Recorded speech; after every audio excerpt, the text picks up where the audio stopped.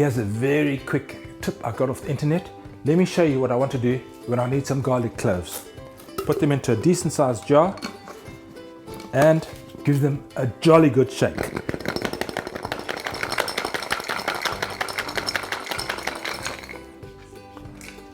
Great little bit of exercise. Any movement is exercise. Now have a look at this. It's quite amazing that all the skin has come off. For those that hasn't come off, put it back in the jar and just keep it in the fridge like this until you need to use it again. Now if you want to not use your hands to cut up the garlic, use something that I use. Now that goes into your stews, your soups, anything you like. Cheers.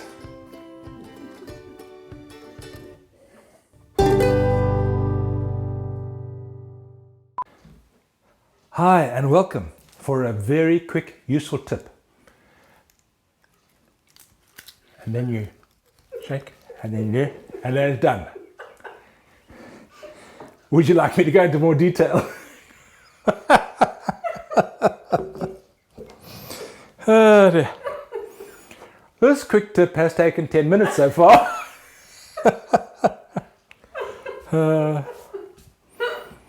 Hi, here's a quick, useful, fun tip. Peeling garlic.